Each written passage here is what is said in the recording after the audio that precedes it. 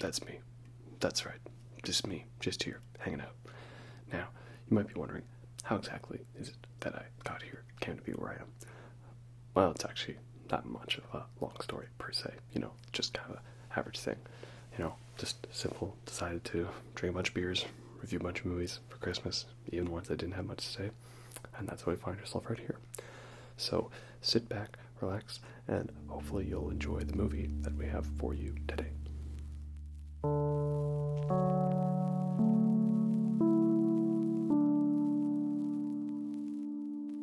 Hey everyone, and welcome to the ASMR review show. So, let's see what beer we have in our 12 Days of Christmas, 12 Days of Beer special. Well, the next one we have is Tan Lines Toasted Coconut Brown Ale. Very strong one, 7.4%. Flavor notes: tropical, robust, velvety, vacation. Interesting fact: fallen coconuts kill 150 people every year, 10 times the number of people killed by sharks. The name coconut is actually a combination of nut and the Portuguese word coco, after the face-like image the shell has with the 3 holes. So, obviously we now need to start wearing hard hats all the time because 150 people die, so that's how it is, new government mandate, right? Hard hats at all times. Or, in Canadians' case, toques at all times. Alright, here we go for today's beer.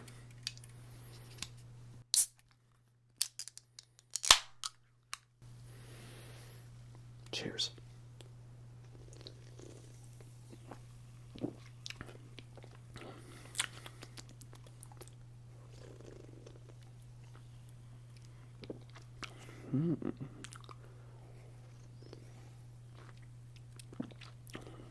Yes, I definitely tasted its toasted brown ale, robust and velvety. It's like nice and rich and malty. I don't know if there's lactose in this one. No, but there is toasted coconut and sea salt. You can get milk stouts and espresso stouts, and those sometimes have lactose in them. Gives them that milky taste. One of my favorites is a Black Tusk Mountain by Whistler Brewing, something like that. Like a Black Tusk chocolate, something like that. It's a pretty good one, nice and chocolatey. Another one I had that was a lactose beer, which wasn't a dark one. It was a lemon meringue pie beer from Russell Brewing. And that one I think was a limited one because I only saw it for a couple weeks. So I tried to enjoy it as much as I could while it was around, but it's probably one that won't exist anymore, unfortunately. Hopefully it's a seasonal one that they bring back occasionally, because it was quite amazing. It was you just imagine the taste of lemon meringue pie.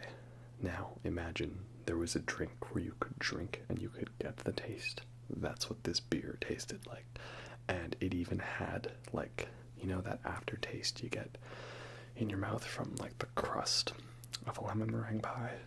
Yeah, this beer had that too. It was crazy. It was what kind of weird alchemy is this? I do not know. It's some kind of sorcery of sorts. But this is a nice one. Nice and warm and toasty and good for getting your scarves and your toques on. Well, the Christmas movie we have for today is another, Christmas one where, does it really count? Well, again, for the purposes of this series, I say yes. And it is the 2005 oddball dark comedy, which is Kiss, Kiss, Bang, Bang, starring Robert Downy Jr., Val Kilmer as Gay Perry, he's gay, in case you didn't know. And Michelle Monaghan as, Harmony, what's her last name? I forget. She has her stage name, Allison. So this was directed by Shane Black, and he was Hawkins, the sort of goofy side character in the original 1987 Predator, directed by John McTiernan, who also directed one of the best Christmas movies of all time, Die Hard. So, lots of connections, which is great. And Shane Black, he'd go on to be like a writer for lots of movies, including Lethal Weapon. But I believe Kiss Kiss Bang Bang was his first directorial film. It's his directorial debut. And he worked with Robert Downy Jr. on this, and it was one of the big films that kind of helped pull Robert Downy Jr. out of his slump he was in, because he was a star for a while, and then I know he was like going through like lots of rehab, drugs, alcohol, the whole shebang like that. Very, very dark stuff. And so this was the one to kind of get him out of that slump, sort of get him back into the limelight. And then that eventually culminated with him as, obviously, Tony Stark, Iron Man in Iron Man and the Marvel Cinematic Universe, which is arguably the series that he's now most known for acting in. And, he's a great Tony Stark, he's a great Iron Man. I remember before the first Iron Man came out that I, only watched a few episodes of, an animated Iron Man series. But, I was instantly hooked in by the character. And I was a Black Sabbath fan growing up, so, to see a movie trailer where there's just, Iron Man, the song cranked to 11, well, that definitely got me pumped. Shane Black seems to have this thing where I guess he really likes to put Christmas into his movies, or he sets them around Christmas. Maybe it's just part of his ongoing plan to, make a whole stream of Christmas movies, similar to Die Hard, right? And so Kiss Kiss Bang Bang is set around Christmas, and there's Christmas parties going on, and people are getting Christmas gifts for each other. Michelle Monaghan's character Harmony, there's one bit where she has to work as I don't know if she's a server or a waiter or something, or maybe she's a escort. But she has to work at this party wearing this real skimpy Santa Claus outfit with the hat and everything, and then she has to go in a big action scene still wearing that outfit. So a lot of Christmas stuff throughout the film. And it's funny as well because I'm pretty sure it was Shane Black's connection with Robert Downy Jr. in this film that led to him getting hired as the director of Iron Man 3, which is also set at Christmas. But spoiler alert, I'm not gonna pick that one as one of these Christmas reviews because I would like to eventually talk about all the Marvel films. There's a whole bunch of franchises I would like to do all the films on.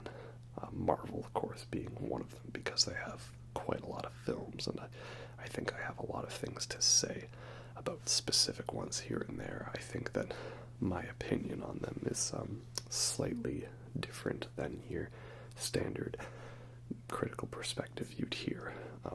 Not that I dislike them, I do enjoy them all, but there was a bit where I kind of found that every movie that I really liked was one people were just yeah, it's not that great. And every one that I was just oh, that was just kind of average. Everyone was that one just broke completely new ground for the Marvel Cinematic Universe. It changes everything we know about the series, and it reinvents what it means to be a superhero. Not just the way dialogue is approached in a film, but just the way that characters speak dialogue. It's changing new ground, and the visuals in the 3D looked so good. And then I'm over there just man, it was decent. So, the point is I'm not going to talk about Iron Man 3. as a Christmas movie. Instead, we'll talk about the other Shane Black directed movie starring Robert Downy Jr. that features a murder mystery conspiracy with some secretly evil women henchmen with odd-colored hair. And yeah, so that's Kiss Kiss Bang Bang. So what I really like about this movie is it's kind of like always sort of going in like terms of a new location or a new plot twist. You never really get the sense that as if you know where it's gonna go. It just keeps evolving in that way, so I do like that. It starts off with Robert Downy Jr. He's a thief, and he's trying to steal Christmas presents for a relative of his. And the robbery gets botched. His partner gets killed by some random good Samaritan, because America. And he escapes being caught by the cops by, like, going into an audition and having to, like, quickly pretend he's an actor auditioning for this role. And I think the cop that walks in thinks that they're, like, about to film a porno or something. So, hope I just didn't get this video blocked. I'm not big enough for that, you know. And then that leads to him going to this party where he meets this girl who he tries to defend because she's fallen asleep and some creepy asshole's trying to hit on her. Well, not hit on her while she's asleep. He's trying to, you know. And then he also meets Val Kilmer's character, who's Perry, who is then nicknamed Gay Perry. And I'm sure some of the stuff surrounding his character could probably, you know, not fly these days in a film. Like, it's kind of one of those ones where, like some Kevin Smith stuff, like Chasing Amy, where at the time it was progressive, but now it's not necessarily progressive anymore, right? But, you know, I think, like, you gotta understand that, you know, when it comes to, like, representation of, you know, minorities, when it comes to, like, race or sexuality, gender, anything like that, that, like, no one still had it perfect when it comes to that. There's always been controversy when it comes to casting and representation and depictions of people. And so if we don't have that solved now, there's still issues, then obviously films in the past have been made with issues going on there, right? So, like, you know, maybe Chasing Amy at the time, that we had a female character who was, like, openly a lesbian, was progressive at the time, but now people kind of look back on that like, what? Like, this guy is, like, overly obsessed with her sexual history. Like, that is just wrong. This movie should be cancelled. And I'm like, well, you know, as Kevin Smith himself said about that one, like, you know, he was trying. He was open to experimentation with approaching something he didn't really know much about, right? And, you know, give that credit, you know, that, like, you know, like a, you know, straight white male director decided to kind of go out on a limb and do something like that in the 90s, where it was not necessarily fully acceptable, right? Or perhaps a little more risque. You know, there's all kinds of stuff like that. Like, I haven't seen Candyman. Clive Barker, well, he didn't direct that, did he? No, he, like, helped produce it or something, or he wrote the story. But Clive Barker's Candyman with Tony Todd and Virginia Madsen, like, they had to, like, cut down, like, a kissing scene between those characters because they thought that an interracial kiss couldn't go on for so long, because 1992 audiences might be offended by that. So, you know, a lot of stuff like that where it was progressive then, but maybe might not be considered progressive now, but I don't think that should diminish what it is. So, you know, yes, we have a openly gay character in this film who is not played by is Val Kilmer gay? I didn't look that up before, so if he is, then people now wouldn't find that as a controversy. But, you know, if let's assume for the purposes of the argument that Val Kilmer is not gay. So therefore this would be a straight character, a straight actor playing a gay character, right? Like, that's something that not everyone would, smile upon. Or, some of the language that is used, a certain F word that can be used to describe British cigarettes, that's used extensively in this film, right? Though more so by Gay Perry himself, so he's kind of using it in a humorous, self-deprecation way, right? It's not him being referred to as that, so, it's a bit better than that, right? It's not like in Bill and Ted's Excellent Adventure where they're all hugging each other and then they kind of push each other away and have a, no homo moment, F word. Not everything in that movie aged perfectly well. So, and it is kind of one of the first times, I think, where you had like a action comedy mainstream Hollywood movie where you had an openly gay character. Like, not the first, obviously. I'm not sure who the first openly gay character in a film is. I've heard that there's a implication, the implication of a gay character in Spartacus back in 1960, that's one of the first ones, but, I haven't done my research onto the firsts, but the point is, it's like an attempt at getting there, right? And it does lead to some pretty humorous moments with Val Kilmer's character, like, obviously, again, spoilers for the movie. That's usually how my reviews are. They're spoiler reviews.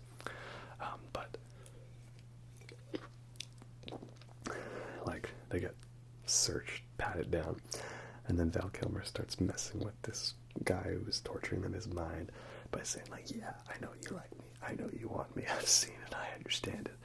And this kind of puts the torturer on edge, and that gives Val Kilmer a chance to reach down into his front pants and fire off a tiny little gun he's kept there. And he says, like, I had him on him. Homophobes never pat down around that area, right? Because a homophobic person would be like, well, I can't touch anything there, So it's a pretty hilarious moment, especially Robert Downy Jr.'s reaction, like, okay, like, I just thought that might have been a gay thing, I didn't know. So, I'm sorry if I spent too much time talking about identity politics in a film review, but, I think these are important things to consider. It does matter, like, you just have to be, like, relatively sane about these sorts of things. Like, I don't want to, as a straight white male myself, right, my opinion probably doesn't count for much on these things. I don't have that type of perspective on things because I'm used to seeing myself represented in lots of film and stuff. So, if I see that they want to have someone who's not like me as a main character, I'm just like, okay, that's fine. I've got plenty of other options for films. So, I don't know. It's a big talk right now, and so it's on my mind. And so when I watch older movies, it's kind of a thing I look for and notice, and I don't let it hamper my enjoyment of it. If it's a good film, then, well, there's a lot of good films I like that I think, there should be reasons for me to dislike them because of stuff, but no, it hasn't stopped me, like there's some movie directors who have lots of questionable controversy around them, like Roman Polanski or Woody Allen, right? And I don't know all the details about their stories, but there is a controversy. But yet, I do really still enjoy, like, Midnight in Paris and Annie Hall. And I haven't actually seen all of Rosemary's Baby, but, if I really love Hereditary and Midsommar and Darren Aronofsky's Mother, then I'd probably really like that one. And apparently the Pianist with Adrian Brody is, like, one of the best modern World War II movies. So, that's it's kind of how it is. Sometimes, it's a thing, but I don't really let that get in the way. Or another one of my favorite movies is American Beauty which stars Kevin Spacey playing a guy who's really creepily hitting on a minor. You know, it's kind of unfortunate relevance to that, because of Kevin Spacey and the stories that have been found out about him. But no, I still think that American Beauty is a fantastic movie. So, you know, that's how it is. I'm probably ranting about all this other stuff because I don't have too much to say about the movie itself, so I've just used it as a springboard to find other topics to discuss and make the video a little longer and more rambly. But that's how I usually do things anyway, so, you know.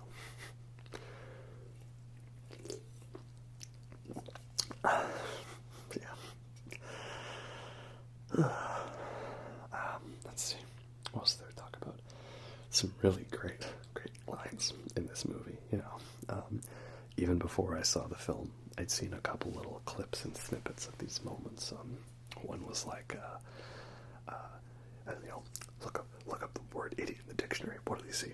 A picture of me. No, the definition of the word idiot, which you fucking are. And the bit where he has a revolver and they're trying to interrogate and torture a guy, and they're trying to play some mind games with him, like, you know, tell us where the girl is. And he puts one bullet in and he spins it and he shoots it, and it's the first bullet is the one that he shoots him with. He's like, what was there's an 8% chance I did it. 8? Who taught you math? For point of reference, I calculated it. It's 16.666666 repeating is, like, because it'd be 1/6 chance, right? That would be 8%. 12%, that's like 1/8, I think, or 12.5. So it would be 16.6 repeating chance of firing the bullet, which is the 16.6%. If only Jarvis was there to help give the calculations for him.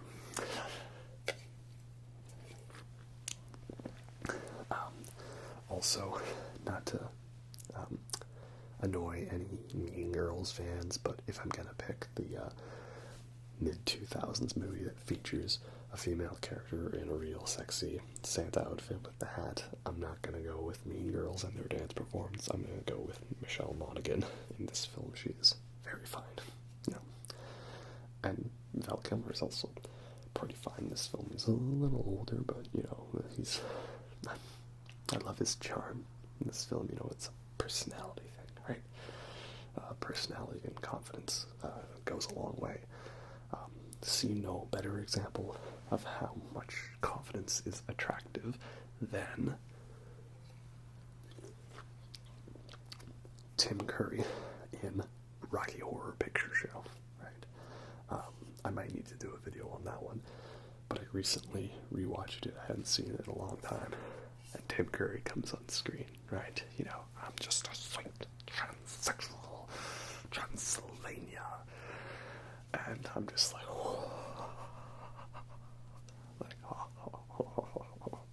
Tim Curry, you know, just everyone is just, Tim Curry in that movie. Just, Go watch that one if you haven't. It's a fun one. Oh, yeah. So, yeah, I probably haven't actually, once again, talked too much about the movie, but, I mean, what's there to say? It's a comedy, and it's got some action in it, and, you know, it's got some pretty dark humor, some funny moments, like him accidentally peeing on a corpse, worried that they're gonna get DNA testing from it. You know, it's like a murder mystery plot, and kind of a buddy cop thing, which I think definitely was helping influence Shane Black on Iron Man 3. And yeah, also you get to see Iron Man and Iceman, like from Top Gun. You get to see them make out. So, you know, that beats my fan fiction, right? And lots of really good fourth wall breaking narration. That's always good when you do that in a nice way in a film. So, and it takes place at Christmas, so, good for spreading the holiday cheer of getting together with your buddies and throwing a corpse off a roof so you can sneak it into your car in a back alley before some cops come nosing around, and you have to pretend to be making out so that they leave you alone. True meaning of Christmas, isn't that right?